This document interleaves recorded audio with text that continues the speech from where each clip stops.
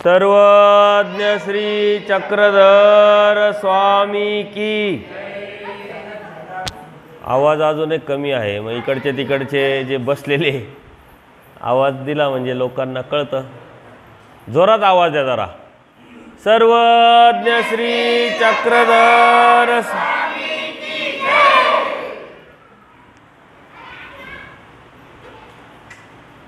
श्रीकृष्णनगर जालना जिल्ह्यातील कोपर्डा गावातील या श्रीनगरमध्ये कालपासून आपण या वर्धापन दिनाच्या निमित्ताने कार्यक्रम घेतो। काल रात्री आपण एक सत्र घेतलं आणि आज सकाळी या दुसऱ्या सत्राला आपण सुरुवात करत आहोत। परमेश्वराचा धर्म धार्मिकता करत असताना समजून उमजून करणं हे अत्यंत गरजेचं असतं। काल आपण बघितलं की उपदेश घेणं म्हणजे काय, देवता भक्ती परमेश्वर भक्तीतला नेमका फरक काय, आणि हे सर्व जाणून घेण्यासाठी ज्ञानाशिवाय पर्याय नाही। कोणती गोष्ट भौतिक जगामध्ये ज्ञानाशिवाय आपण काहीच करू शकत नाही, तसं धर्मसुद्धा ज्ञानाशिवाय आपल्याला भेटत नाही, मिळत नाही। मग ते ज्ञान तरी कोणतं? आपल्या मनामध्ये एक न्यूनगंड, एक भीती असते। धर्माचं खूप मोठं ज्ञान असेल, त्याला अभ्यास खूप वेळ द्यावा लागेल, आणि आपण जर बघितलं भौतिक जगामध्ये आपण ज्ञान काढण्यासाठी खूप वेळ दिलेला आहे। एखादी छोटीशी डिग्री, आई पूजा घेत नाही मी, नाही, एखादी छोटीशी डिग्री मिळवायसाठी 15-15 वर्ष आपण घालवतो, आणि 15 वर्षानंतर एखादी डिग्री मिळते, त्यावरती आपण नोकरी करतो। धर्माचा जर अभ्यास केला तर त्यातून मिळणारं आपलं जे जीवाचं हित आहे, जीवाचं भलं आहे, यासाठी 15-15 वर्ष अभ्यास करण्याची आवश्यकता नाही।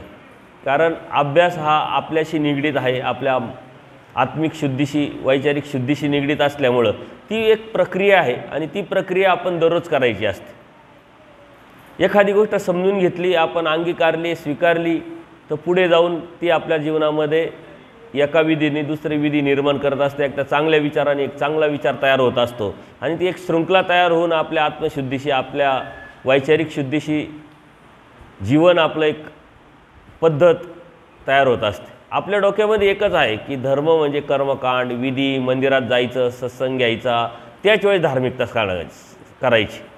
परंतु धर्म ही अशी एक प्रक्रिया आहे, ती आपण जीवन सुंदर कसं करावं, जीवन कसं सुंदर जगावं, आपली लाईफस्टाईल काय असावी, आपल्या जीवनामध्ये जे सुख आहे याच्या ज्या व्याख्या आपण केलेल्या आहे, त्या सुखाच्या अनुषंगाने आपली दररोजची वाटचाल, परमार्ग तुमचं जीवन किंगा, आपण उठलावं कसं, बसावं कसं, खावं काय, कोणाबरोबर जावं, कोणाबरोबर प्रवास करावा, ही सर्व जीवनात जे आपण करत असतो ते धर्म आपल्याला शिकवतं।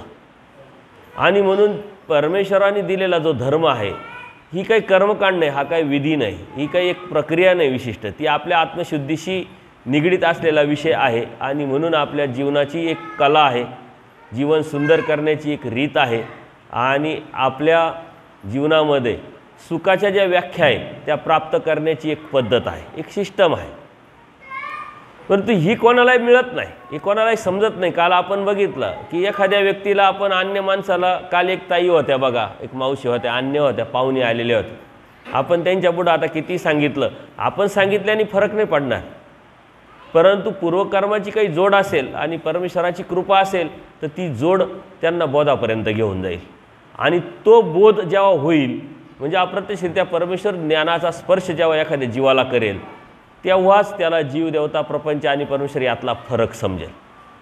तेवढं सोपी प्रक्रिया नाही, तो परमेश्वर बोध आणि बोधशक्ती परमेश्वराकडूनच, जीवाकडून जीवाला काही भेटत नाही।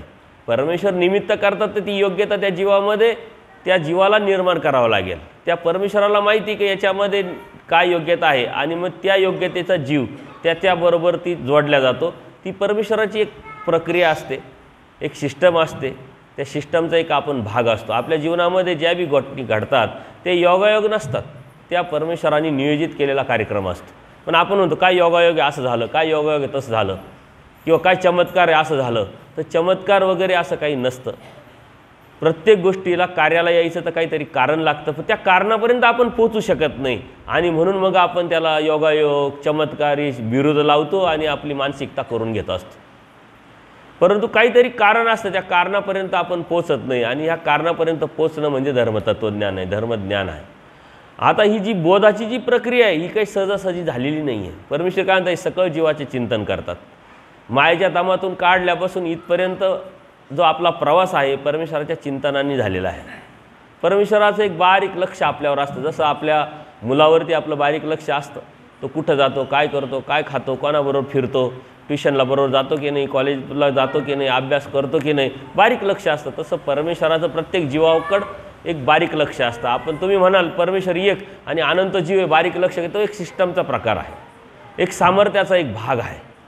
जसं आता म्हणतो पंतप्रधान एकच आहे, त्या भारताचा देश पूर्ण देश चालवेल कसं, तर प्रत्येक राज्यामध्ये मग लोकप्रतिनिधी असतात, परत जे निवडून गेलेले प्रतिनिधी बरोबर ती प्रशासकीय यंत्रणा असते. आणि यंत्रणा किती मोठी असते बघा, केंद्राची यंत्रणा असते, राज्याची असते, जिल्हा परिषदेची, पंचायत समितीची, ग्रामपंचायतीची, एकदम खालपर्यंत ही यंत्रणा राबत असते. आणि म्हणून ही सिस्टम जी आहे ही सिस्टम अध्यात्मामध्ये सुद्धा आहे. उलट मी असं म्हणेल की ह्या अध्यात्माच्या सिस्टममधूनच ही सिस्टम तयार झालेली आहे. कारण प्रेरणा लागते काहीतरी निर्माण, जर तुम्हाला नवीन काहीतरी करायचं असेल तर ते कुठंतरी प्रेरणा घेऊन तुम्हाला करावं लागेल, त्याचं नॉलेज कुठंतरी घ्यावं लागेल. म्हणून जर तुम्ही अध्यात्म जर समजून घेतलं, जाणून घेतलं आणि त्याचा बारकाईने जर लक्ष देऊन जर अभ्यास केला तर तुम्हाला या समाजामध्ये असलेल्या सिस्टमशी ती निगडीत दिसेल. तुम्हाला 81 कोटी 1.25 देवतेच्या या सिस्टममधून ही सारी सृष्टीची जी बी रचना आहे परमेश्वराने करून ती कार्य केलेलं आहे.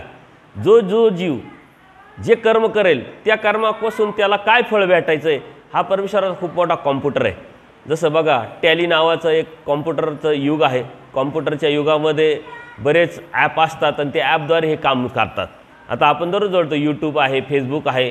एखाद्या दुकानात जर आपण गेलो आणि फेसबुकच्या माध्यमातून काही झालं खरेदी तर दररोज तुम्हाला परत 4 दिवस 8 दिवस ते खरेदीचे जे वस्तू आहेत त्याचेच तुम्हाला येत राहतील. म्हणजे हे ॲप किती मोठं डेव्हलप केलेलं आहे, कशा पद्धतीने डेव्हलप केलेलं आहे. तसं परमेश्वराचं जर ॲपचा जर विचार केला, हे ॲप वगैरे आज आले, अगोदरच ॲप आलेले, परमेश्वराच्या ॲपचा जर विचार केला, सिस्टमचा विचार केला, त्या समर्थवादाचा विचार केला किंवा त्या समर्थ जो सिस्टम आहे त्याचा जर विचार केला तर आपल्या लक्षात येईल आपण जे कर्म केलं त्या कर्माला काय फळ आहे आणि कधी आहे ते लगेच त्या ॲपमध्ये सेट होऊन जातं. ते टॅली नावाच्या ज्या ॲपमध्ये काय असतं की एखादा दुकानदार आहे, त्यांनी स्टॉक भरलेला आहे, त्याच्यात तो भरलेला आहे, भरल्यानंतर तो इकडे एखाद्या गिराईकाला एखादी वस्तू देतो, बिल बनवतो. आता त्याला त्या गोडाऊनमधून ती वस्तू लेस करता येत नाही, करायची गरज नसते. बिल बनवल्याबरोबर ती विकल्या गेली, त्या ॲपच्या माध्यमातून ते लगेच मायनस होतं. 10 वस्तू असेल, एक विकल्या गेली, 9 दिसेल तुम्हाला स्टॉकमध्ये. म्हणजे ॲप आहे अशा पद्धतीने डेव्हलप केलेलं. तसं परमेश्वराने हे जे डेव्हलपमेंट जी आहे परमेश्वराच्या या समर्थवादाची जर तुम्ही समजून घेतली तर ती एक सिस्टम जर समजून घेतली तर साऱ्या तुम्हाला ज्या गोष्टी, ज्या काल कोणीतरी दादांनी सांगितलं की बाबा हे जे सायन्स आहे, जे टेक्नॉलॉजीवाले आहे किंवा याच्यावरती यांचा विश्वास नसतो, जर पण त्यांनी अभ्यास जर केला तर हे सगळं जे विज्ञान आहे ना, ही विज्ञानवादी जे लोक आहे ते खऱ्या अर्थाने धर्माचेच लोक आहे, धार्मिकच लोक आहे. फक्त विज्ञान काय म्हणतं, बाप दाखवणे तर श्राद्ध कर, काय आहे नेमकं त्या मुळाशी जाण्याचा ते प्रयत्न करतात, संशोधन करून ते शोधतात.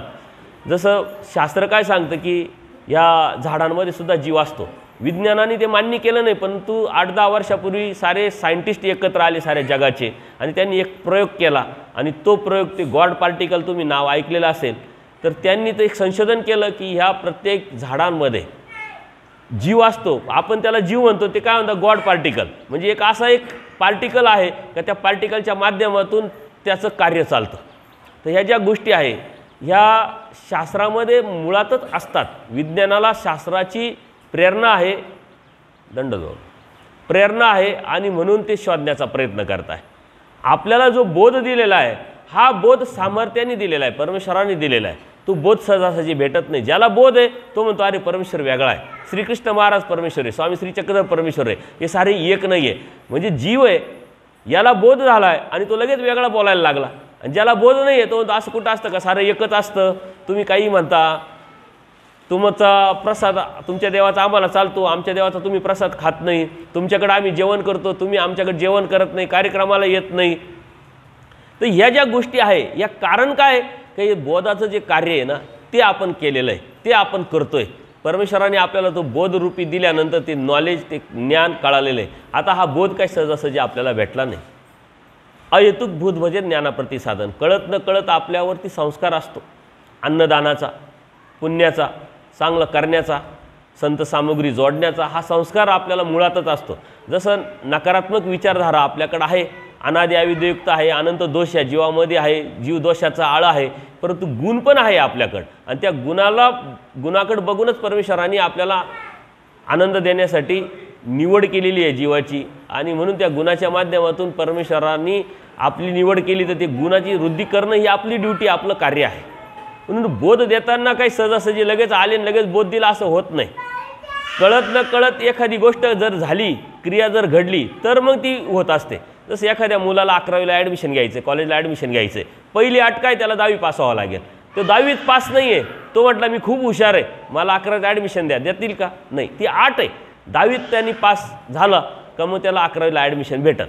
त्याच्या टक्केवारीनुसार मग BA, BCom, BSc, जे बी डिप्लोमा जे बी त्याला घ्यायचं आहे, परंतु त्यालासुद्धा त्याला तिथं त्या नियमात त्याला बसावं लागेल, त्या अटी शर्ती त्याला पूर्ण करावं लागेल.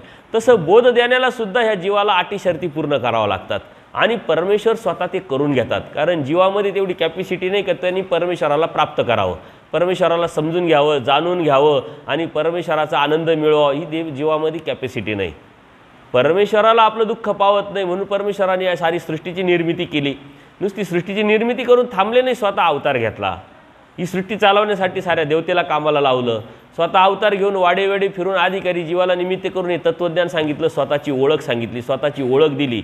आणि परमेश्वराने हे का करावं, का केलं, तर ती कृपा नावाची जी शक्ती आहे परमेश्वराची, त्या कृपेच्या अधीन होऊन परमेश्वराने हे केलेलं आहे, हे करत आहे. आणि हे कंटिन्यू परमेश्वराचं कार्य चालू आहे.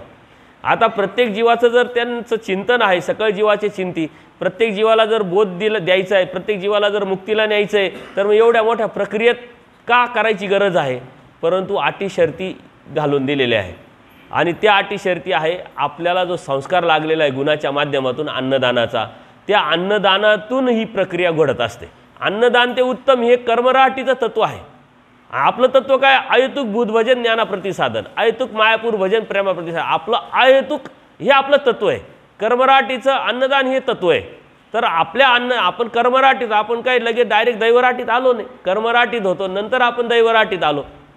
जसं महादैसा असते बघा, महादैसाला परमेश्वराची भेट झाल्यानंतर दादोसांच्या माध्यमातून कितीतरी भेटी झाल्या, परंतु देव सांगायचे तर तिच्या लक्षात येत नव्हतं.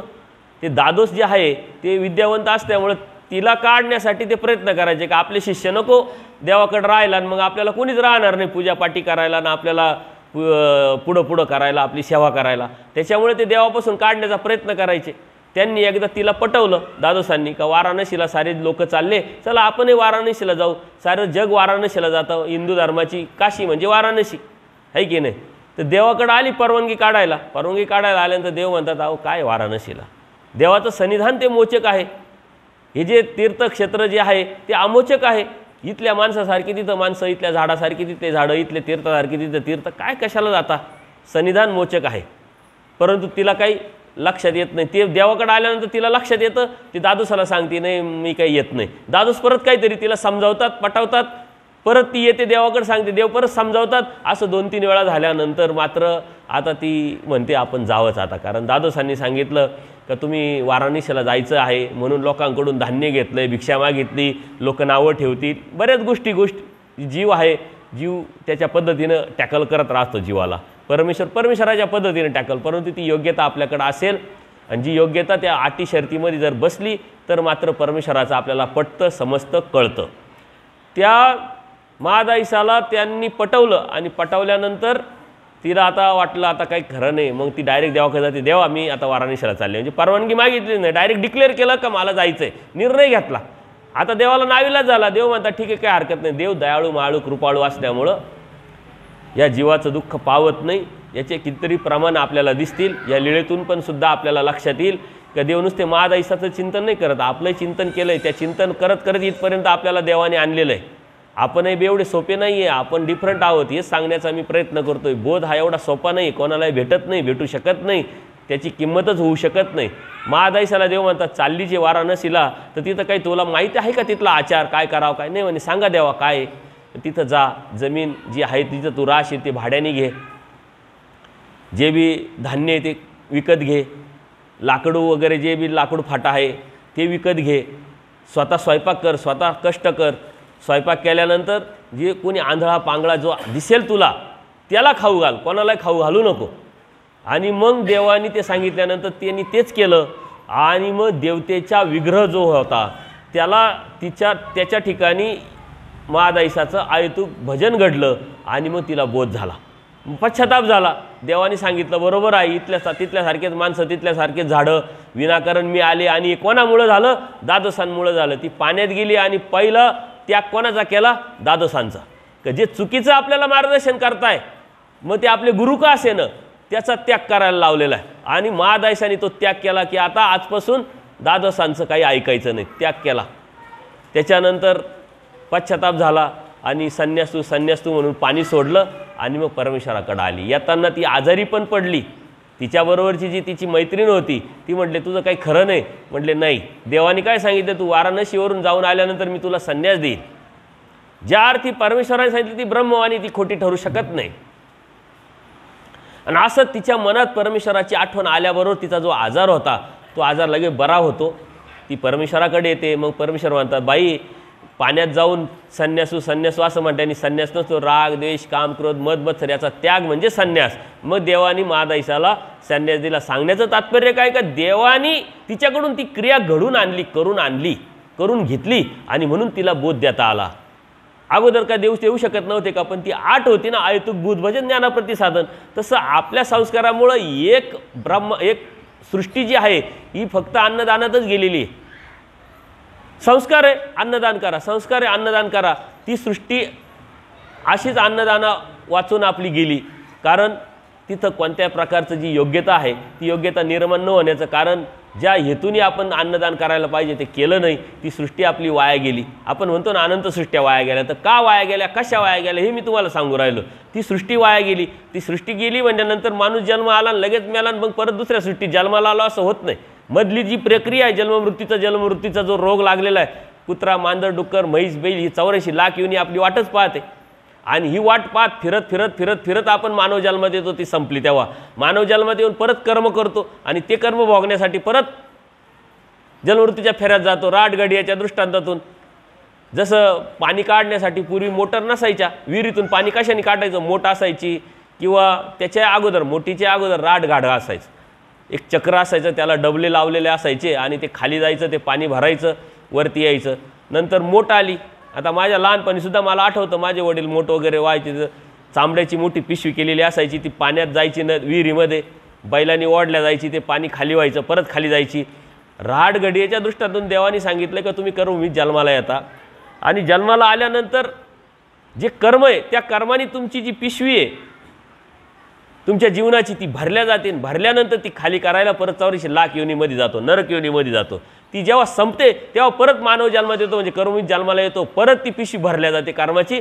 ही सारखं राटगाडगं चालू। हे राटगाडगं बंद करायचं असेल, राटघडी बंद करायची असेल, जन्ममृत्यूचा फेरा बंद करायचा असेल, जो रोग आपल्याला लागेल त्या रोगातून निघायचा असेल तर परमेश्वराचीच भक्ती केल्याशिवाय पर्याय नाही। आणि ती परमेश्वराची भक्ती परमेश्वराशिवाय आपल्याला करता येत नाही। का तर परमेश्वरांनी बोध दिला तर परमेश्वर कळेल, जर बोधच नाही दिला तर परमेश्वर कळणार कसे? आता बघा अन्य लोकांना सुद्धा तुम्ही विचारा, कोणत्याही धर्मीयांना विचारा, कोणत्या पंथीयांना विचारा, तुम्ही का भक्ती करता?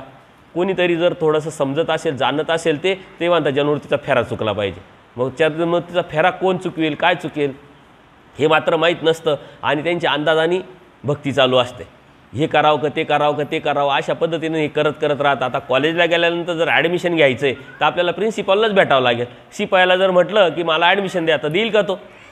किंवा आता डॉक्टरांकडे गेलो, काही आजार आहे, आपल्याला डॉक्टरनाच भेटावं लागेल। तिथं बरेच स्टाफ असतो ना, त्या स्टाफला जर सांगितलं स्वतःचा आजार तर ती जी स्टाफ आहे त्याच्यावरती उपाय करू शकता का? नाही करू शकत। तर जी व्यक्ती आहे त्या व्यक्तीपर्यंत पोहोचलो, त्या व्यक्तीने जे आहे ज्या ज्ञानानुसार जे ज्ञान ज्या पद्धतीनं जर वापरलं तर त्याचा रिझल्ट भेटेल। पुन्हा अन्य लोकसुद्धा भक्ती करतात, मुक्तीसाठीच करतात, परंतु ती कशी करतात? अंदाजाने करतात। वज्रकिटकेच्या दृष्टांतातून देवाने ते अत्यंत सुंदर असं आपल्याला समजावलं आहे की एक डॉक्टर असतो म्हटले, एक डॉक्टर असतो, त्याला रोग माहीत असतो परंतु त्याच्यावरचं औषध माहीत नसतं. दुसरा डॉक्टर असतो, त्याला रोग माहीत असतं, औषध माहीत नसतं. एखाद्याला औषध माहीत असतं, तो रोग माहीत नसतो. मग आता एक पेशंट येतो, त्या डॉक्टरकडे गेल्यानंतर त्यांनी सर्व पाहिल्यानंतर त्याला रोग कळतो की वज्रकिटकीचा रोग याला लागलेला आहे. याला एक काहीतरी असाध्य असा रोग आहे का जो आतल्या आतड्याला ती किडी लागलेली आहे आणि ती कशाने मरत नाही. त्याला रोग लागला हे माहिती आहे, निदान केलं, पण त्याच्यावर औषध माहीत नाही. मग आता तो सांगेल का तुम्हाला की नाही नाही मला रोग माहीत झाला पण औषध माहीत नाही, तुम्ही दुसऱ्या डॉक्टरकडे जा? ते असं कधीच होत नाही. मग तो काय करतो, तो प्रयोग करतो, प्रॅक्टिस करतो. हे औषध देऊन पहा, ते औषध देऊन पहा, ते औषध देऊन पहा. त्याच्यात वेळ जातो, महिनाभर औषधं घेऊनही रिझल्ट नाही भेटला का तो काय म्हणतो, आता डॉक्टर बदलला पाहिजे, कारण आपल्याला रिझल्टच भेटून नाही राहिला या डॉक्टरांपासून. आणि हा दररोजचा आपला अनुभव देवाने तेव्हा सांगून ठेवलेला आहे. परंतु औषधं घेतल्यानंतर तो रोग तर बरा नाही झाला, कारण त्या रोगावरचे ते औषधं नव्हते, साईड इफेक्ट झाले ना. त्या साईड इफेक्टमुळं त्याला अधिक त्रास झाला दुसऱ्या गोष्टीचा. आता त्यांनी डॉक्टर बदलला आहे. आता त्या डॉक्टरांना औषध माहिती आहे परंतु रोगच माहीत नाही, त्याला निदानच करता आलं नाही. त्याला माहीत असतं वज्रकिटकीच्या रोगावरती असं औषध आहे हे माहिती आहे, परंतु हा रोग वज्रकिटकीचा आहे हे त्याला निदान करता आलं नाही. बरेच पेशंट ना का निदानच झालं नाही, व नेमकं कशाने गेला पेशंट, आहे की नाही. परमेश्वराने त्यावरती सुद्धा सूत्र सांगितलं. म्हणजे सायन्स म्हणून धर्मसुद्धा सायन्स आहे. त्याच्यामध्ये जर जोची रोग त्याची औषध त्याची देवता मिळे तर म्हणले जिये. परमेश्वराने सांगितलंय जो रोग आहे तेच औषध जर मिळालं आणि त्या देवतेचा अभिमानी तो जीव असतो, त्याच देवतेच्या अभिमानाचा जर डॉक्टर भेटला, ते जर एकत्र आले तर कोणताच पेशंट मरू शकत नाही म्हटले. परमेश्वराने सायन्स सांगितलेलं आहे, आपण ते लक्षात घेतलं पाहिजे. आता एका डॉक्टरला आजार माहिती आहे, औषध माहीत नाही. एका डॉक्टरला औषध माहिती आहे, आजार माहीत नाही. मात्र औषधं घेणं चालू आहे, त्याचे साईड इफेक्ट होणार, आजार मात्र तसाच आहे.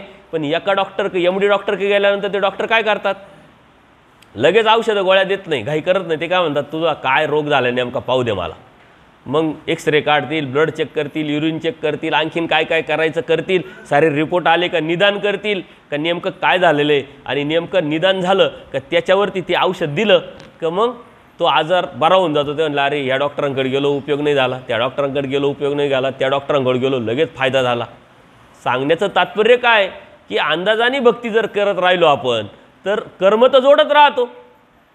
जसं आपलं गाय असते, ती खुंट्याला बांधल्यानंतर सुटण्यासाठी अशी फिरत राहते, पण सुटते का ती? जितकी जास्त फिरल तितकं तिचा पाश आवळेल आणि ती मरण्याची शक्यता असते. तसं आपण कर्म करत असताना, या जन्ममृत्यूच्या फेऱ्यातून निघण्यासाठी भक्ती करत असताना जर अज्ञानाने आणि अंदाजाने भक्ती करत असेल तर भेटणार तर मुक्ती नाही, परंतु जे अंदाजाने केलेले जे कर्म आहे ते मात्र आपल्याला पाशदायक ठरतील आणि आपल्या जन्ममृत्यूच्या फेऱ्याला किंवा नरकाला उपयोगी ठरतील, आपल्याला ते दुःखच देतील. म्हणून जे बी करायचं ते अचूक करायचं आहे आणि त्याच्यासाठीच परमेश्वराने आपल्याला बोध दिलेला आहे. तो बोध एवढा सोपा नाही. आता बोध देताना परमेश्वराने एक प्रक्रिया राबवली आपल्यावर. एखाद्या व्यक्तीचं ऑपरेशन करायचं असेल किंवा एखाद्या व्यक्तीवरती काही गोष्ट करायची असेल तर प्रक्रिया राबवावं लागते, लगेच नाही. आता बघा, खासदार निवडून द्यायचे तर किती मोठी प्रक्रिया राबवली.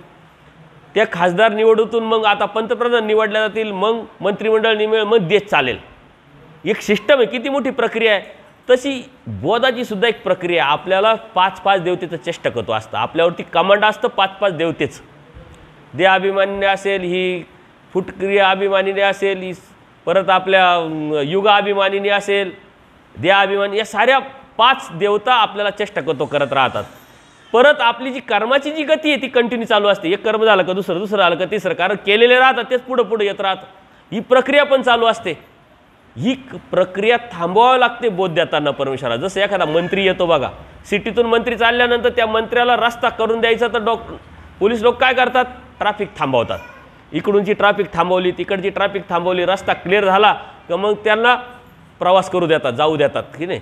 साधा मंत्री आहे, त्याला प्रवास करायचे तर ट्रॅफिक थांबवावं लागते. तर आपल्याला बोध द्यायचा आहे परमेश्वराला सुद्धा ह्या देवतेच्या चेष्टकत्वाची आणि आपल्या कर्माची ट्रॅफिक थांबवावं लागते. ती थांबवली मग आपण न्यूट्रल झालो, क्लिअर झालो, मग परमेश्वर आपल्याला बोध देतात. जसं आपण आता नदी आहे तुमच्याकडं, कुठून तरी फिरून आले आणि खूप ताण लागली, नदीचं पाणी प्यायची इच्छा तर आहे कारण ताण जेवढी लागलेली, मग आपण काय करतो, वरती नदीवरती सारा कचरा साचलेला असतो, त्याच्या सहित पितो का आपण, ते आपण साईड करतो ना, बाजूला करतो आणि मग ओजळीनं पाणी पितो. या आता ही गोष्ट झालेली नाही, पण पूर्वी अशा गोष्टी व्हायच्या.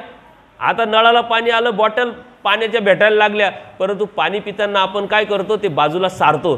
तसं आपल्या कर्माचं जे बी जळमट मळमट आहे, जे असंत कर्म आहे, ते परमेश्वर बाजूला सारतात, आपल्याला न्यूट्रल करतात, क्लिअर करतात, मग बोधाचं दातृत्व करतात. तुमच्यावरती प्रक्रिया केलेली बोध देताना, आणि बोध दिलाय म्हणून तुम्हाला जीव, देवता, प्रपंच आणि परमेश्वर या चारही पदार्थाचं कार्यकारण स्वरूप समजलंय, कळालंय. महादाईसा एकदा देवाला विचारते की देवा, जे बी देता तुम्ही, जे बी सांगता ते आचार्यांना सांगता, आम्हाला काही सांगतच नाही. म्हणले बाई तुम्ही जीव जाणता म्हणे, हो जाणतो. देवता जाणता जाणतो, प्रपंच जाणता जाणतो, परमेश्वर जाणता जाणतो. म्हणे हे चार जाणण्याव्यतिरिक्त काय आहे का म्हणे. जीव, देवता, प्रपंच आणि परमेश्वर हे चार पदार्थ, या चार पदार्थाच्या खांबांवरती धर्म आपला उभा आहे, आणि त्याचं कार्यकारण स्वरूप लक्षण समजून घेणं म्हणजे धर्मतत्वज्ञान समजून घेणं. आपण जन्माला का आलो, कशासाठी आलो, कुठून आलो, जन्माच्या अगोदर होतो कुठं, मागचा प्रवास, पुढचा प्रवास, काय केल्यानंतर काय करायसाठी आपल्याला परमेश्वराने आणलेलं आहे, काय केल्यानंतर आपल्याला काय भेटणार आहे, पुढच्या प्रवासात आपल्याला काय काय मला मिळवता येणार आहे, हा सारा जीवन प्रवास आपण समजून घेणं म्हणजेच मोक्ष आहे, म्हणजेच परमेश्वर प्राप्ती आहे. आत्मज्ञान आहे मोक्ष. मोक्षाच्या अत्यंत सोप्या आणि सरळ भाषेत परमेश्वराने आपलं तत्त्वज्ञान मांडलेलं आहे. म्हणून बोध आपल्याला सहजासहजी भेटेल नाही, पण तो बोध कशासाठी भेटला आहे, संसार करण्यासाठी नाही आहे. जो बोध आपल्याला कशासाठी भेटला आहे, परमेश्वर प्राप्ती करण्यासाठी भेटलेला आहे. संसार तर हा नॅचरल होतच राहतो. बरं आपणच संसार करतो का? बघा कुत्रं आहे ना, त्यालाही संसार असतो, मुंगी आहे त्यालाही संसार असतो, सारे प्राणी संसार करतात. डिस्कवरी चॅनल बघा तुम्ही, त्यात कितीतरी असे प्राणी आहे का ते आपल्यापेक्षा जास्त त्या बाळांची काळजी घेतात, सारं आयुष्य त्याच्यात लावतात, ते संस्कार असतात. आपण इकडे सुद्धा हे करतो. आता तरी आपण कंजेस्टेड झालो, एक प्रॅक्टिकल विचार करायला लागलो. नको पोरं जास्त एकच, कारण दहा सांभाळू शकत नाही, कोण डोक्याला ताण करून घेतं.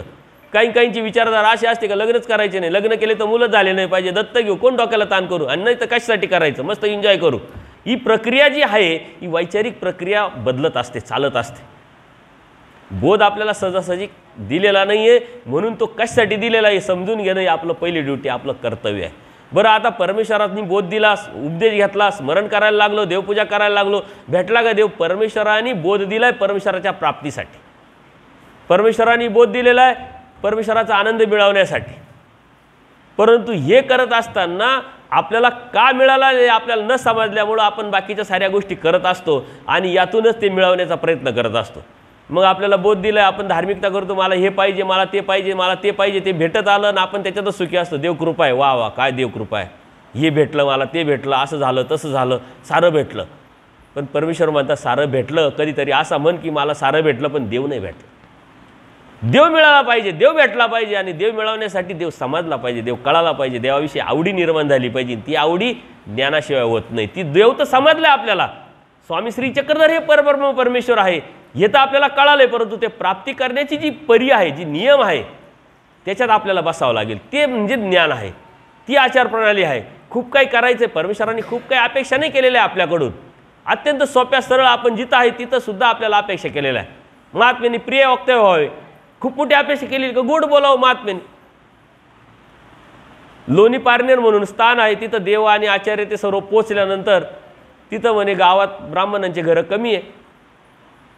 आता देवाने तर सर्व प्रत्येक घरामध्ये भिक्षा मागायला लावलेली, साधकाला जातपात पाळायला लावलेली नाही आहे.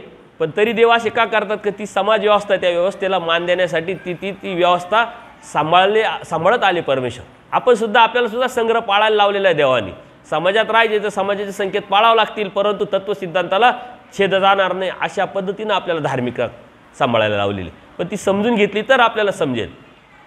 तिथं देव गेल्यानंतर आचार्याने सांगतात की इथं कुणी असेल तर बघा आणि आपली खाण्याची राहण्याची व्यवस्था करा. तिथं एक महादेवाचं मंदिर आहे, ते मंदिर आजही आहे, त्या मंदिरातच आपलं स्थान आहे. ते महादेवाचं मंदिर असतं, तिथला जो पुजारी असतो नेटकाच आपली पूजा करून बाहेर पडलेला असतो. आचार्यांनी पाहिलं, ते उद्धटपणे बोलले, ओ गुरु म्हणे इकडे या. गुरु म्हणजे पुजारी. त्याला राग आला की मी माझ्या गावामध्ये मला मानपान आहे आणि हा कोण कुठून आला आणि मला उद्धटपणे बोलू राहिला. देवाने सांगितलं का हो तुम्ही महात्मे गोड बोललं पाहिजे. मग देव सांगतात या राणे हो, या राणे हो म्हणजे राजे, तुम्ही इथले राजे आहात, या तुमचे घरचे निकेनी असते चांगले आहे. त्याला बरं वाटलं जरा. म्हणे बघा राणे हो, इथं ब्राह्मणाचे घरं कमी आहे, आम्ही बाहेरून आलो आहे, आम्हाला माहीत नाही आहे, तर थोडंसं मार्गदर्शन करा, लिडरशिप करा आणि आमची काही व्यवस्था करा. का नाही म्हणे देवा?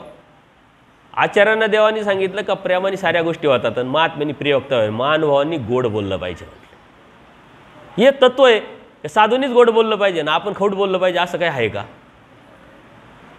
आचार हा जो आहे, आपल्या मनामध्ये जी गैरसमज आहे, न्यूनगंड आहे, भीती आहे की साधूनी आचार करायचा असतो. आपला आचाराशी काही संबंध नाही. आपण फक्त सकाळ देवपूजा करायची, संध्याकाळची देवपूजा करायची, काहीतरी जमेल तसं स्मरण करायचं, साधू संत आले त्यांची क्रिया करायची, त्यांना काय पाहिजे ते द्यायचं, धान्य बिन्य, आणि कटवायचं आणि आपला आपला संसार करीत राहायचा. असा विषय नाही. आचाराशी निगडीत असलेला धर्म तो आपल्याला पाळावा लागेल आणि कोणता, किती, कसा पाळायचा हे आपल्याला समजून घ्यावा लागेल. आणि मग त्यांनी सारी व्यवस्था केली.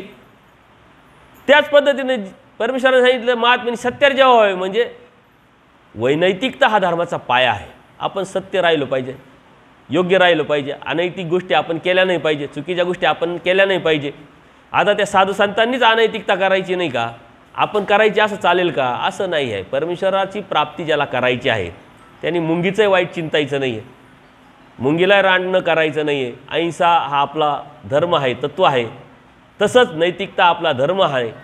अनैतिक कोणत्याही गोष्टीचा विचारसुद्धा करणं हा आपला अधर्म आहे, हे आपण लक्षात घेतलं पाहिजे. एका ठिकाणी असंच गेल्यानंतर देवाने आचार्यांना सांगितलं का जा काहीतरी आणा. देव गेले.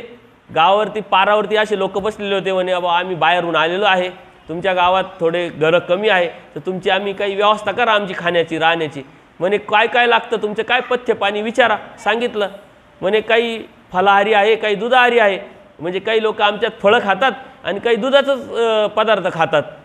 असं आहे का म्हणे. मग ते गेले, काही दूध आणलं, तूप आणलं, काही फळं आणले, देवापुढं ठेवलं. देवाने पाहिलं. म्हणले काय आणलं? म्हणे काही फलाहारी त्यांच्यासाठी फळं आणले, दुधाहारी त्यांच्यासाठी दूध आणलं.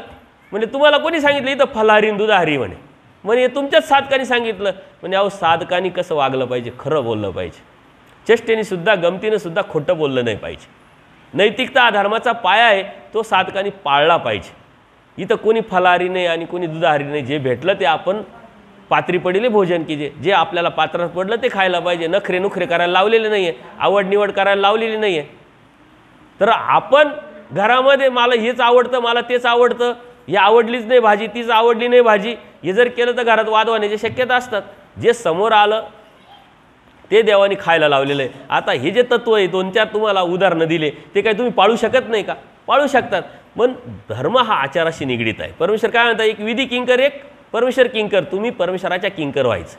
एक विधी अनुष्ठान, एक भाव अनुष्ठान. ही विधी भावातीत अनुष्ठान. तुम्ही आचाराशी निगडीत असलेला धर्म, त्यागाशी निगडीत असलेला धर्म, बोध परमेश्वराच्या प्राप्तीसाठी दिलेला आहे. आणि नाही मग आमच्या हृदयातही देव आहे, आम्ही देवानी जे सांगितले तेच करतो, याच्या व्यतिरिक्त काहीच करत नाही. देव भेटेल का? देव मिळवण्यासाठी देवानी जे सांगितले ते करावं लागेल. आचार्यांना देव काय म्हणतात की ह्या जीवामध्ये तेवढी कॅपॅसिटी नाही आहे, ह्या कोणत्याही जीवाला परमेश्वर प्राप्त होऊ शकत नाही. आचार्यांना खूप दुःख झालं, ते बाजूला जाऊन रडायला लागले. जर देव भेटत नसेल तर मग जगण्याला काय अर्थ? तो दयाळू कृपाळू परमेश्वर, त्याच्या दया कृपा उपजली आणि आचार्यांकडे जातात. का रडतात म्हणले देवच जर भेटत नसेल तर जगून काय उपयोग आहे म्हटलं.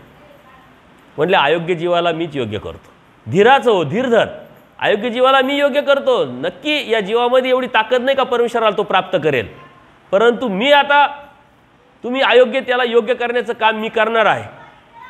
आता हे अयोग्य जीवाला योग्य करण्याचं काम परमेश्वर करताय, पण त्यासाठी प्रयत्नवाद आपल्याला परमेश्वराने दिलेला आहे. आपली इच्छा बी ती असली पाहिजे, आपली भावना बी ती असली पाहिजे.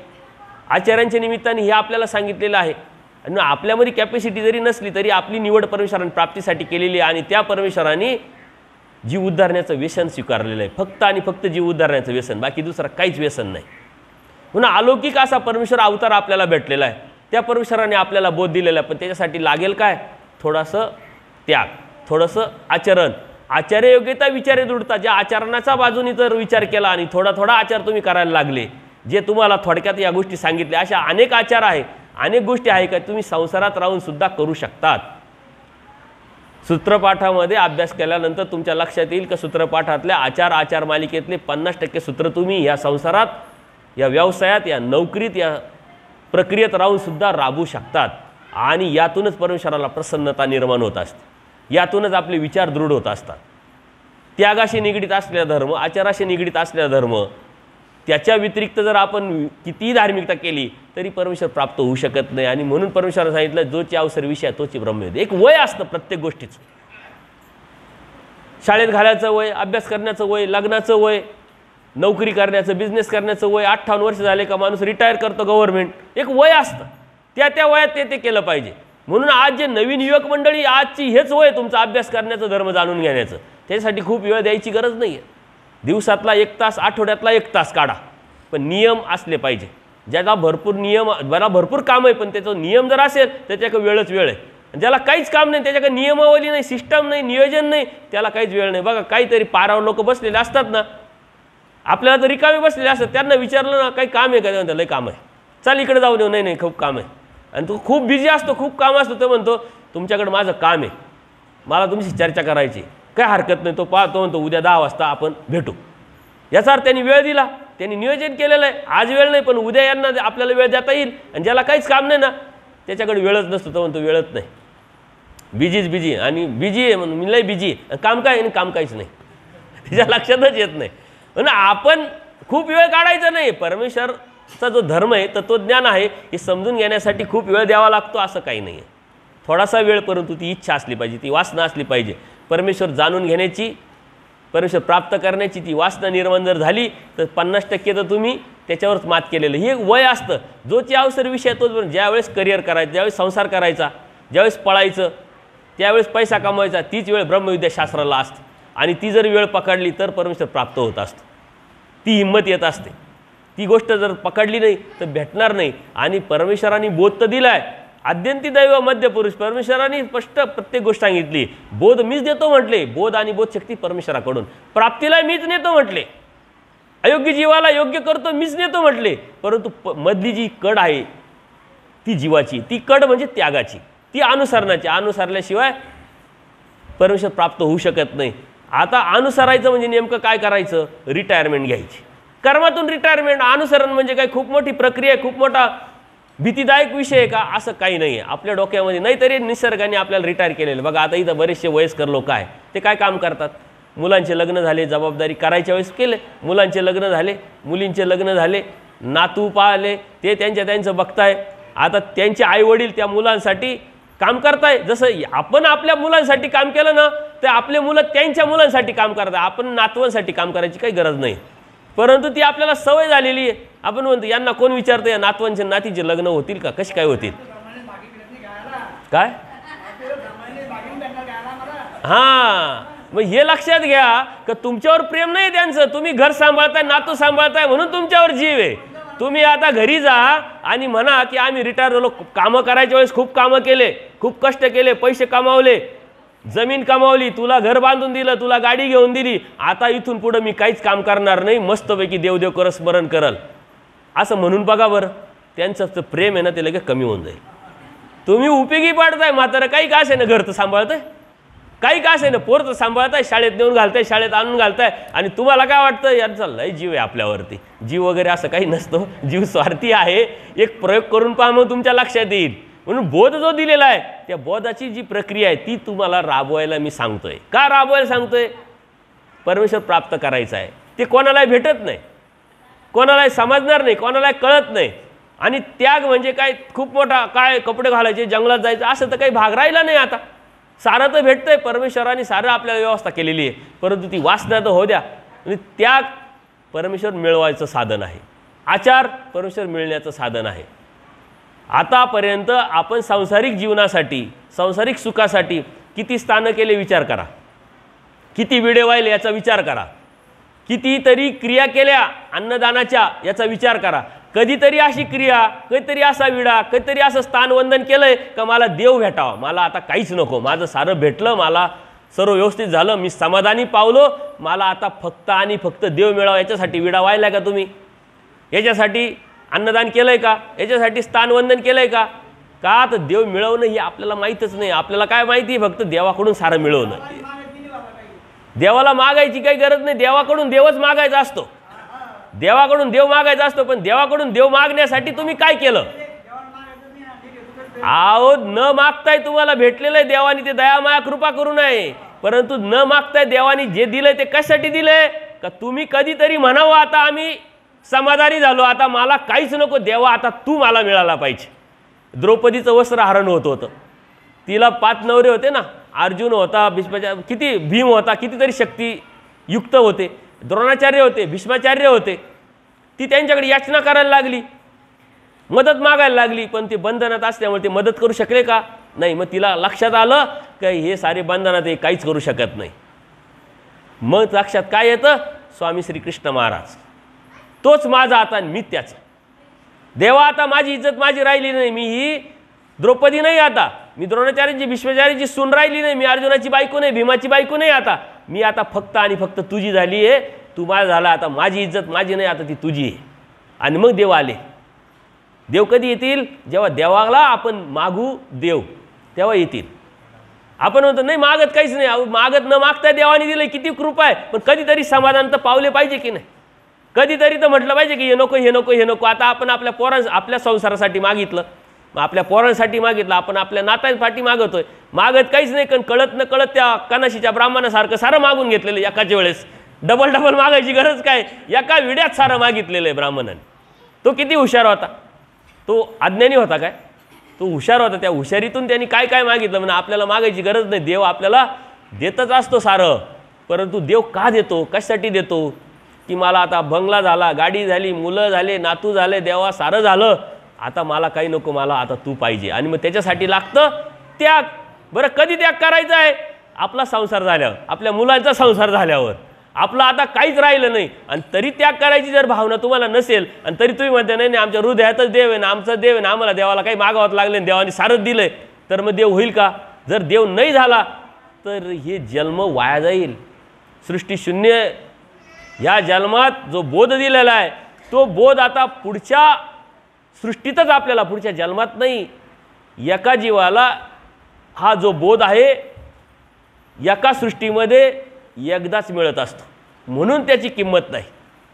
हा जर बोध तुम्ही हरवला, हा जर बोध सांभाळला नाही, या जीवनामध्ये या बोधाच्या माध्यमातून परमेश्वराला तुम्ही प्राप्त नाही करू शकले, तर ही संधी तुम्हाला पुढच्या सृष्टीत, सृष्टी अतिदीर्घ, सृष्टी विशिष्ट वर्ष, विशिष्ट युग असं नाही.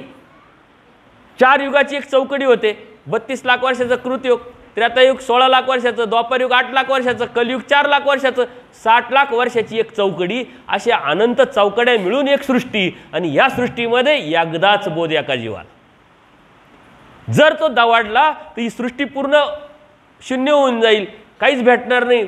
आणि हा बोध पुढच्या सृष्टीत भेटेल. तोपर्यंत काय आपण मजेत राहू काय? तोपर्यंत आपण मिळवले ना कर्माने, अंदाजाने भक्ती करून. मग आहेच नरक, चलद्रूप नरक आहे, स्थावर नरक आहे.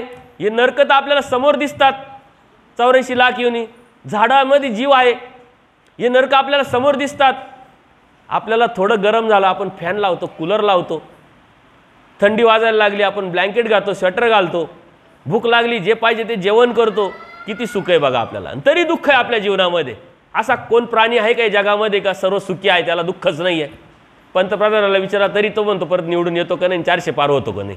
आहेच चिंता, टेन्शन आहेच, दुःख आहेच. असा कोणी प्राणी नाही आहे का जो सुखी आहे.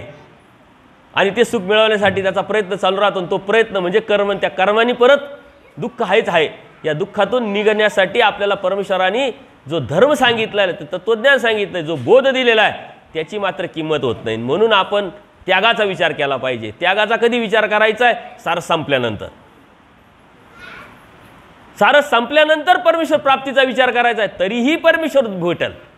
श्रीकृष्ण महाराज भगवद्गीतेमध्ये काय सांगतात? मृत्यूशेवटी पडल्यानंतर हा जर माझं चिंतन करल, या माझा विचार करल, तर जन्माच्या अगोदर जर माझा विचार करतो, तर जन्मानंतर मी त्याला कसा काय बरं जाईल देऊ, कुठं जाऊ देईन, तो माझ्याकडेच येईल.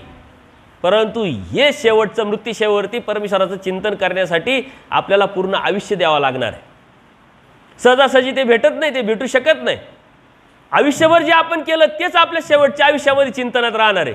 शेवटच्या आयुष्यामध्ये त्याचाच विचार करणार आहे, तेच आपण मागणार आहे. आणि मागणी तसा पुरवठा करणारे परमेश्वर आहे. जे मागायचं ते मागा.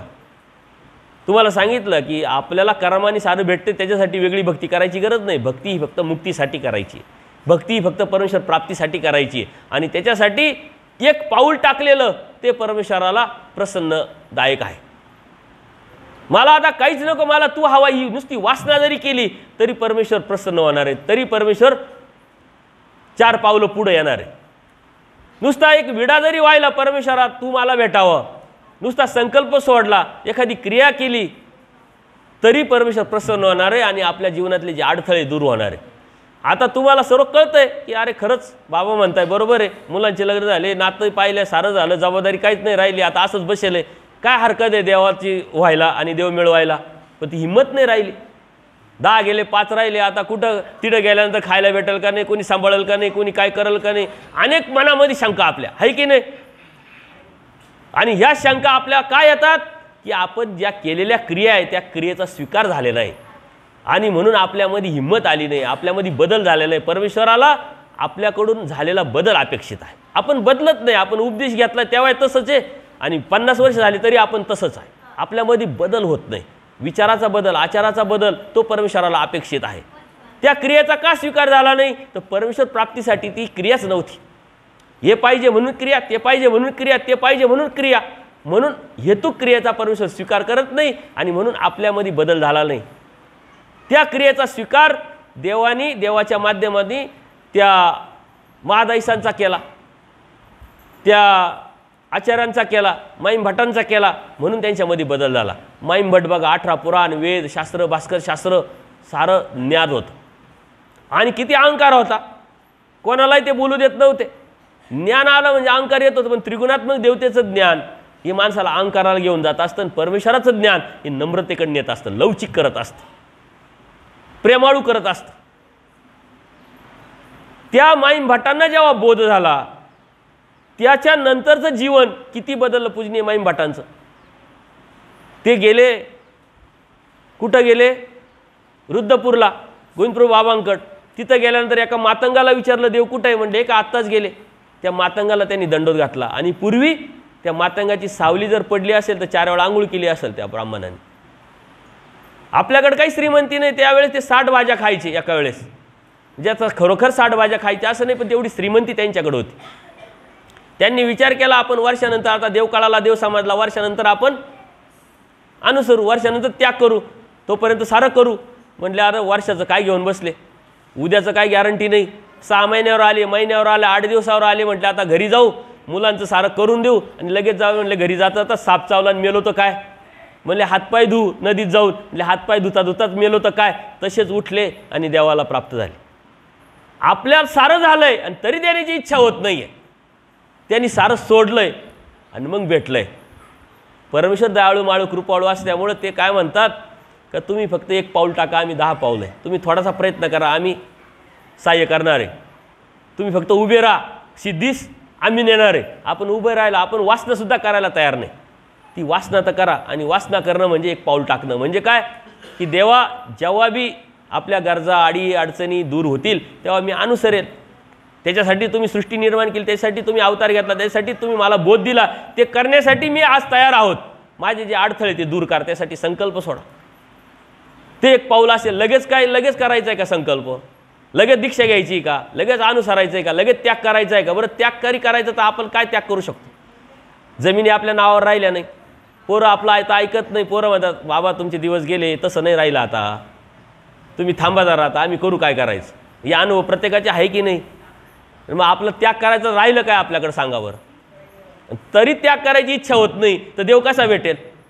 ही भोळ्याची जी अपेक्षा आपण जी करतो ना, काय म्हणतात त्याला, भोळी भाबडी आशा, ही चुकीची आहे.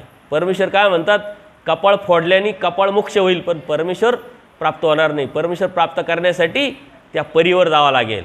हे संस्कार आपल्याला अन्नदानाच्या माध्यमातून भरपूर घडले. इकडे तिकडे गेलो, दुसऱ्या परत सृष्टीत जन्माला आलो, परत अन्नदान करायला लागलो. परमेश्वरांनी आपल्याकडून विद्यावंताच्या ठिकाणी अन्नदान घडवून घेतलं म्हणून थोडा अधिकार वाढला. परत तिसऱ्या सृष्टीत आलो, विग्रहाच्या ठिकाणी, म्हणजे जसं महादाईसाचं देवतेच्या विग्रहाच्या ठिकाणी अन्नदान देवानी घडून आणलं तसं आपलं केलं. आणि 4थ्या सृष्टीमध्ये मग परमेश्वराच्या ज्ञानिया भक्ताच्या ठिकाणी परमेश्वरांनी आपलं भजन घडलं म्हणून आपल्याला बोध झालेला आहे. बोध सहजासहजी नाही झाला. 4 सृष्ट्या गेल्या त्याच्या पाठीमागं. त्या सृष्ट्या जाताना अनंत दुःखात आपण पडलो, स्थावरात गेलो, चलद रूपात गेलो, जन्ममृत्यू करत करत परत करत परत परत आलो, परत परत परमेश्वरांनी आपल्याला संधी दिलेली आहे. परमेश्वर प्राप्ती ही सर्वात मोठी संधी आहे, ती आपल्याला परमेश्वराने दिलेली बोधाच्या माध्यमातून. ती प्राप्त करण्याच्या अनुषंगाने जर तुम्ही धार्मिकता कराल तर त्याचा उपयोग होईल. आचार खूप मोठा नसतो, तत्त्वज्ञान खूप मोठं नसतं. तुम्हाला तर उदाहरणं दाखल काय दिले, भांडते दोघे आणणे, भांडण न करणं म्हणजे धर्म सांभाळणं. आणि आपलं सारंच कोणाशीही भांडण, कशा छोट्या छोट्या गोष्टीवरूनही भांडण असेल तर तो अधर्म सांभाळणं आहे. हे तत्त्वज्ञान आपण करू शकत नाही का? मला देव मिळवायचा आहे, मला आता काहीच नको, मी समाधानी झालो. समाधान हे धर्माचं नाव आहे. दुसरं समाधानच नाही, सारं आहे तरी समाधान नाही, तो धर्म होऊ शकत नाही, तो धार्मिक होऊ शकत नाही, तो सात्विक असू शकत नाही. आपल्या मनामध्ये जे रज आणि तम आहे, जे राजस तामस भावना आहे, ती काढून सात्विकतेकडं ऊर्ध्वगतीकडं आपला प्रवास करणं. वाईट विचार मनात आला, अरे नको, असा नाही विचार करायचा. आपल्या देवाने असं नाही सांगितलेलं, आपण चांगला विचार केला पाहिजे. त्यावेळेस ऊर्ध्वगतीकडे टाकलेलं पहिलं पाऊल आहे. आणि हे परमेश्वराला अपेक्षित आहे. आपल्यामधला जो बदल तो परमेश्वराला अपेक्षित आहे. तो बदल आपण कसा करून घेतो, कशा पद्धतीनं करून घेतो, त्यावरती परमेश्वर प्राप्ती ठरत असते. आणि परमेश्वर प्राप्ती ही आपल्याला फक्त आणि फक्त परमेश्वराने प्राप्तीसाठीच आपल्याला बोध दिलेला आहे. परमेश्वराच्या प्राप्तीसाठीच परमेश्वराने अवतार घेतलेला आहे. परमेश्वराच्या प्राप्तीसाठीच सृष्टी तयार केलेली आहे. आणि आपल्याला या जन्मात आणलं आणि परत मान व संप्रदायात आणलं, बोध दिलेला आहे. भक्तीला लावलेलं फक्त आणि फक्त परमेश्वराच्या प्राप्तीसाठी. बाकी या साऱ्या ज्या गोष्टी आपण मिळवण्यासाठी जी करतोय त्याच्यासाठी भक्तीची गरज नाही. असे कितीतरी लोक आहे की जे निरीश्वरवादी, ते परमेश्वराला मानतच नाही. मग ते जीवन जगत नाही का, ते खात नाही का, व्यवस्थित राहतात, असं काही नाही. आपण मानतो परमेश्वराला आणि परमेश्वराची भक्ती करतो म्हणून आपल्याला खायला भेटतंय, हा भ्रम आपल्या डोक्यातून निघाला पाहिजे. हे तर कर्माने आपल्याला भेटलं, पण परमेश्वर आपल्याला जो भेटलाय तो मात्र कोणालाच भेटलेला नाही, तो आपल्याला भेटलेला आहे. जो बोध आपल्याला झाला तो मात्र कोणालाच भेटला नाही, तो आपल्याला भेटलेला आहे. ती एक संधी आहे. ती संधीचा विचार करून आपल्याचं जीवनाचं सोनं कसं करता येईल हे आपण बघितलं पाहिजे. त्या लाकूड तोड्याच्या दृष्टांताप्रमाणे तुम्हाला काल सांगितलं, त्यांनी सारे झाडं चंदनाचे ते कापून टाकली, त्याचा कोळसा केला.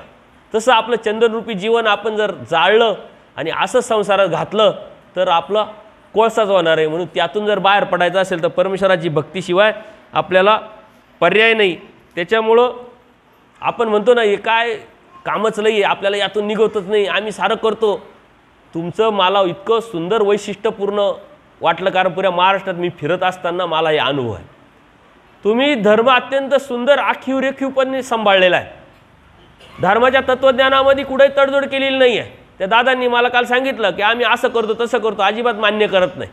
देव खरोखर प्रसन्न आहे तुमच्यावरती.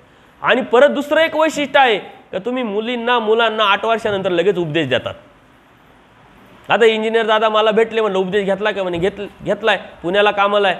मी जिथं जातो ना तिथं मुलं शिकायला बाहेर, मुली शिकायला बाहेर, नोकरीला बाहेर. उपदेश घेतला का, नाही बाबा ते घेतील. आणि आता आईवडिलांना एवढं टेन्शन आहे, तेव्हा तर सारं त्यांनी केलंय चांगलं पण उपदेश नाही घेतला बाबा. इतकं दुःख, इतकं दुःख. मला सांगतात कधीतरी, यान सांगा, अरे तुम्हीच नाही केलं तर आम्ही कसं करणार.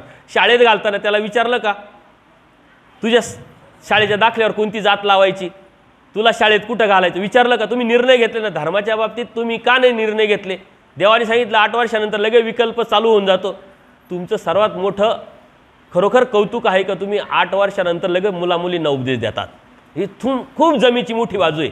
आता थोडीशी फक्त पुढं पाऊल टाकायची बाजू आहे. फक्त थोडासा अभ्यास, थोडीशी हिंमत आणि परमेश्वर प्राप्तीच्या अनुषंगाने थोडासा त्याग, थोडासा आचार, या बाजूने जर विचार केला आणि जी नवीन पिढी आहे त्यांनी अभ्यासाला सुरुवात केली तर खूप लांब तुमच्यापासून देव नाही, खूप लांब तुमच्यापासून धर्म नाही. आता हे सुटतच नाही आहे असं आपण सतत म्हणत राहतो. एक अशीच व्यक्ती असते एका गावामध्ये, तिथं एक साधू असतात. ते साधू दररोज सत्संग घ्यायचे, ज्ञान द्यायचं. एक व्यक्ती अशी असते की त्यांची प्रेरणा घेऊन आपण बाबांकडून आहे ना सर्व ज्ञान घ्यायचं. बाबा कसे कसे मस्त राहतात, दिसतात, मनात टेन्शन नाही, काही चेहरा पडलेला नसतो. आणि आपण कामं करतो, पैसा मिळवतो, तरी अडचणी असतात. आपले चेहरे सतत पडेल असतात. कोणी विचारतं का रे तब्येत बरी नाही का, नाही तब्येत बरी आहे, मग चेहरा का पडलेला आहे. राहा फ्रेश, राहा, व्यवस्थित आहे, काम करतोय, पैसा कमवतोय, मस्त राह ना. तू सतत तुला काहीतरी जुलाब झालेल्यासारखं का तुझा चेहरा पडलेला आहे. आपल्याला असे दिसतात असे लोक. सारं असूनही दुःखी, छोट्या छोट्या गोष्टीवरून दुःखी. काय आहे याची किंमतच नाही. तो बाबांकडे जायचं, बाबांकडून काय अभ्यास करायचा, ज्ञान घ्यायचं आणि बाबांसारखं मस्त राहायचं, टेन्शनच घ्यायचं नाही. ते आले, बाबांना विनंती केली. बाबा म्हटले काय हरकत नाही, आमचं ते रोतच आहे. येत जा बाबा दररोज सकाळी 10 ते 11ला तुला 1 तास मी देत जाईल, अभ्यास करून घेत जाईल, तुला काय काय आहे माझ्याकडे ते देवकृपेने ते तुला मी देईल. त्याला आनंद झाला, तो दररोज यायचा नियमाने, अभ्यास करायला लागला. अभ्यास करता करता करता 2-4 महिने झाले, वर्ष झालं. बाबांनी सांगितलं की बाबा आता मी जे बी ज्ञान होतं माझ्याकडे ते मी तुला देऊन टाकलं, आता काय राहिलं नाही शिकायचं. म्हणे असं? म्हणे 100% तुला सर्व दिलं. तो खुश झाला, म्हणे आता काय टेन्शनच नाही. बघ टेन्शन नाही. घरी गेला, घरी गेल्यानंतर बायको म्हणते काय कुठं फिरता इकडे तिकडे, कामं नाही धामं नाही, घरातला गॅस संपलाय म्हणे, काही डोकं बिकं आहे का नाही, आता स्वयंपाक करायचं तर गॅस नाही, कसं काय करू. त्याला लगेच टेन्शन यायला. तर ते बाबांनी काहीतरी चुकवलं, काहीतरी लपवलं. मला टेन्शनच यायला नाही पाहिजे. वर्षभर बाबांनी आपल्याकडून अभ्यास करून घेतला आहे, टेन्शन न येण्यासाठी तर मला अभ्यास शिकलो मी, आणि बायकोनी थोडी एक गोष्ट सांगितली तरी मला टेन्शन आलं. बाबांनी काहीतरी चुकवलं. त्याला राग आला. तो परत रिटर्न बाबाकडं म्हणे बाबा तुम्ही काहीतरी लपवलं म्हणे मायापासून. आणि काही लपवलं नाही, सारं तुला सांगितलं. नाही नाही म्हणे काहीतरी लपवलं तुम्ही, काहीतरी अशी गोष्ट आहे, गुरु कधीच पूर्ण गोष्ट देत नाही म्हणे. म्हणे असं काय झालं म्हणे. म्हणे अहो मी घरी गेलो, मला असं झालं, लगेच मला टेन्शन आलं म्हणे, टेन्शनच यायला नव्हतं पाहिजे म्हटलं. म्हणे असं आहे का, एक गोष्ट सांगायचं विसरलो म्हणे, ते आत्ता माझ्या लक्षात आलं, उद्या सकाळी 10 वाजता ते बी शिकून टाकतो म्हणे, शेवटचं आहे म्हणे तंत्र. ठीक आहे काय हरकत नाही म्हणे. त्याला वाटलं पहा बरं मी तर पकडलं का नाही तुम्हाला, तुमची चोरी पकडली की नाही. चोरी पकडायची तर आपला हातखंडा आहे एकदम. लगेच म्हटले बाबाला तुमची चोरी पकडली, तुम्ही काहीतरी सांगायचं विसरले म्हणे, म्हणून तर मला टेन्शन आलं म्हणे. ठीक आहे काय हरकत नाही, येऊ उद्या सकाळी 10 वाजता. सकाळी 10 वाजता तो जेव्हा जायला लागला मंदिराकडं, तर बाबाचा जोरजोरात ओरडण्याचा आवाज त्याला ऐकायला आला. सारं गाव गोळा झालेलं दिसतं. गावाच्या त्या मंदिराच्या बाहेर एक खांबा असतो, त्या खांबाला त्या बाबांनी धरलेलं आहे, आणि मला सोडवा या खांबापासून, सोडवा खांबापासून, सोडवा खांबापासून, मी सुटत का नाही, मला सोडवा, असं जोरजोरात बाबा ओरडत आहे. सारं गाव गोळा झालं. म्हणे बाबा कधीच आजपर्यंत चकार शब्द ऐकला नाही बाबाचा, आणि बाबा काय येडावला काय आज, काय ओरडू राहिला म्हणे. सारं गाव गोळा झालं, काही बाबाचं काही कळेना. तो पण आला. तो आला आणि काय चाललंय म्हणे, असं असं तो ओरडू राहिलाय. मग त्याच्या लक्षात आलं. तो गेला बाबाला म्हणे बाबा अहो तुम्ही खांबाला पकडलेलं आहे, खांबाने तुम्हाला थोडी पकडलेले, तुम्हाला सोडावं लागेल खांबापासून, आम्ही नाही सोडू शकत तुम्हाला. तसं आपलं झालेलं आहे, आपण नेमकं काय पकडलं आपल्यालाच माहीत नाही ना. सोडा सोडा सोडा, कोण सोडवल, आपल्याला सोडावं लागेल तेव्हा ते सुटल ना. ही गोष्ट आपण लक्षात घेतली पाहिजे. आपण म्हणतो नाही नाही कसं काय, नाही नाही कसं काय. तर ह्या ज्या गोष्टी आहे, या भ्रमाच्या ज्या गोष्टी आहे, जे भोपळे आहे ते आपले फुटले पाहिजे. ते ज्ञानाशिवाय फुटू शकत नाही. म्हणून परमेश्वर प्राप्तीसाठी, परमेश्वराच्या आनंदासाठीच परमेश्वराने हा सारा उपद्याप केला, आणि त्या उपद्यापाचा एक भाग म्हणून आपण आहोत. आम्ही सुद्धा कपडे घातले म्हणजे देव भेटला काय. तुमच्या पुढं एक रस्ता पुढं गेलो, एक पाऊल पुढं टाकलेलं आहे, इथं येऊन आम्हाला करावंच लागेल ना. नाही केलं तर मग देव भेटेल काय. शाळेत गेल्यानंतर मुलांनी अभ्यासच नाही केला, तो पास होईल काय. देवाने आम्हाला फक्त प्रवेश दिला, तुम्हाला बोधाच्या माध्यमातून दिलेला आहे. आमची थोडीशी देवकृपा आमच्यावरती, आमचे अडथळे दूर होऊन आम्ही पुढं सरकलो, याचा अर्थ देव भेटला असं नाही आहे. जबाबदारी वाढत राहते. शाळेत मुलाला घातलं का त्याची जबाबदारी वाढली, 10वी पास झाला का आणखीन जबाबदारी वाढली, कॉलेज पूर्ण झालं का आणखीन जबाबदारी वाढली, लग्न केल्यावर आणखीन जबाबदारी वाढली, मुलं झाल्यावर आणखीन जबाबदारी वाढली. जबाबदारी वाढत वाढत राहते. सांसारिक जगाच्या, भौतिक जगाच्या खूप जबाबदाऱ्या आपण घेतल्या, आणि पेल्ल्या पण तोंडही दिलं. आध्यात्मिक जगाची जबाबदारी आपण घेतली, थोडीशी जरी घेतली तरी परमेश्वर मात्र तो भार उचलायला लगेच तयार आहे. 4 पावलं आपले जर टाकले तर देव 10 पावलं टाकतील, परंतु त्या वासनेने आपण पुढे गेलो पाहिजे. त्या भावानी, त्या प्राप्तीच्या अनुषंगाने आपण पुढे गेलो पाहिजे, तर परमेश्वर भेटणार आहे. परमेश्वर मिळवण्यासाठीच आपल्याला परमेश्वराने बोध दिलेला आहे. पण त्याच्यासाठी जी प्रक्रिया राबवायची ती मात्र आपल्याला राबवायची. आपण म्हणतो नाही अधिकारच नाही, जोडलेलंच नाही, देव करून घेईल. देवाने काय काय करायचं, देव का आपल्या घरचा गडी आहे का. काय काय करायचं, देवाने सृष्टी निर्माण केली, स्वतः अवतार घेतला, वाडोवेडी फिरून आपल्याला बोध दिला, तत्वज्ञान सांगितलं, आपल्याला धर्मात आणलं, तुमच्या ज्या अडीअडचणी त्या दूर केल्या, आणि अजून देवाला काय करायला लावता. देवाने आपल्यासाठी सारं केलं आहे, सारं करून ठेवलेलं आहे. जे करायचं आहे ते आपलं बाकी आहे, आणि ते आपलं बाकी जे आहे ते करायला आपल्याला छोट्या गोष्टीपासून सुरुवात जरी केली तरी ती मोठ्या गोष्टीपर्यंत नेण्यासाठी परमेश्वराने जबाबदारी घेतलेली. जबाबदारी घेतली, तू उभा टाकल्याशी पुरे, सिद्धी तर येथूनच नाही जाईल. तू फक्त उभा राहा, सिद्धीला मी घेऊन जाईल. परंतु उभा राहण्यासाठी आपली हिंमत महत्त्वाची आहे. तुमच्या गोष्टी लक्षात आल्या असतील. कोण कोण संकल्प सोडतं मग मला देव व्हावा म्हणून, एक पाऊल कोण टाकतं पुढं, कोण विडा ठेवतं. बाबा तुम्ही म्हणताय बरोबर आहे, संसार झाला, मुलं झाले, हे झालं ते झालं, आता फक्त देव पाहिजे, चला काही हरकत नाही. माझी सारी जबाबदारी अजून काही असेल तर मिटल्यानंतर मी नक्की त्याग करेल, मी नक्की परमेश्वर प्राप्तीसाठी प्रयत्न करेल, असा कोणी संकल्प सोडतं का? तरुणही सोडू शकतात. अभ्यास करील याचा त्याग. जे रिटायर झाले त्यांनी संकल्प सोडा. बघा आता माझ्याबरोबर नितीन दादा आलेला आहे, त्यांनी संकल्प सोडलेला आहे की नाही. आपला आता कमलाकर दादा आहे, मागच्या वेळेस त्यांनी संकल्प सोडला तिथं भायगावला आता मध्ये कार्यक्रम झाला. माझ्याबरोबर जे बी माणसं फिरतात, अनिल दादा आहे, अनिल कुठे आहे? बाहेर गेला. अनिल आहे, तुमचं वय आणि त्याचं वय काय किती फरक आहे. त्यांनी संकल्प सोडलेला आहे. त्याच्या गावात अशीच सत्संग घेत होतो आणि त्याचं गाव असंच पद्धतीनं. मी सांगितलं कोणी उठे ना, तो उठला, संकल्प सोडला. आणि कुठं लगेच अनुसरायचं? संकल्प सोडायचं म्हणजे काय करायचं आहे? माझ्या जबाबदाऱ्या मिटल्यानंतर मला परमेश्वराचं व्हायचं, त्याच्यासाठी सृष्टी निर्माण केली, त्यासाठी बोध दिलेला आहे. परमेश्वराने जबाबदारी जर घेतली माझ्या अडीअडचणी दूर करण्याच्या, तर मग मला काय टेन्शन आहे. फायदा आपलाच आहे. आपल्या केसालाही धक्का लागू देणार नाही परमेश्वर. जोपर्यंत परमेश्वराचं होत नाही तोपर्यंत परमेश्वर केसाला धक्का लागू शकत नाही. का? तर आपण संकल्प सोडलेला आहे. परमेश्वराची आता जबाबदारी वाढलेली आहे, पण एक पाऊल आपलं टाकण्याचं गरजेचं आहे. जबाबदारी संपल्यानंतर देवाचं व्हायचं आहे, त्याच्यासाठी संकल्प सोडायचा आहे. फायदा आपलाच आहे, देवाचा फायदा नाही, धर्माचा फायदा नाही. आणि त्याच्यासाठी मी 50 वेळा जर विचार करत असेल तर उपयोग काय? धर्म करत आलो, उपयोग काय? बोध झाला, उपयोग काय? जे करत आलो ते उपयोग काय? ज्याच्यासाठी घ्यायला आलोय तेच नाही भेटलं. घोडा आणायला गेलाय, परंतु घोडा न आणता त्यांनी काय आणलं? उपयोग काय? उपयोग काय ह्याचा प्रश्न विचारायचा. काय खोगीर घेऊन आला तो, मग आपण एक खोगीरच घेऊन चाललोय ना. संसार म्हणजे हा खोगीरच आहे. काय कमी नाही, हे लागत ते लागत ते लागत आणि काहीच लागत नाही, आहे की नाही.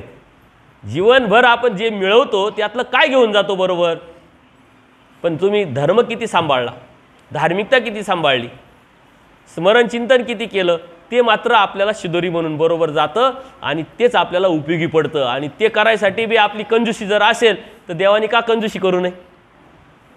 तुम्हाला काय सांगतोय? जबाबदाऱ्या संपलेल्यानी संकल्प सोडायचा आहे. जबाबदारी संपल्यानंतर मी देवाचा होईल असा संकल्प सोडायचा आहे, तरी सुटत नाही. मग तुमची जी भक्ती आहे ना ती खरी नाही. भक्ती ही परमेश्वर प्राप्तीसाठी असेल तर ती खरी. सांसारिक सुख प्राप्त करण्यासाठी जर ती असेल तर ती खोटी भक्ती असते, ती देवतेची भक्ती असते. कारण सांसारिक फळं परमेश्वर नाही देत, देवता देतात. अज्ञानाशी माया संबंध. तुम्ही हे मिळवण्यासाठी विडा ठेवला, ते मिळवण्यासाठी विडा ठेवला, तो परमेश्वरापर्यंत पोहोचलाच नाही. परमेश्वर त्याच्यासाठी नाही आहे. परमेश्वराने एक सिस्टम निर्माण, माया देवता आणि तिची पी आहे आणि 81,10,00,000 देवता आहे. तुमच्या मागणी तसा पुरवठा करायसाठीच आहे. म्हणजे आपण भक्ती कोणाची करतोय, परमेश्वराची का देवतेची? आपल्याला भ्रम झालेला आहे, आपण परमेश्वराची भक्ती करतोय. तो भ्रम आहे, तो तुटला पाहिजे. तो तुटणं म्हणजे काय? परमेश्वराच्या प्राप्तीच्या अनुषंगाने टाकलेलं एक पाऊल म्हणजे भ्रम तोडणं, त्या भ्रमातून बाहेर पडणं, त्या अज्ञानातून बाहेर पडणं, त्या अंधारातून बाहेर पडणं आणि त्या रस्त्यावरती चालायला सुरुवात करणं. यावरती काही प्रश्न असेल तर विचारू शकता.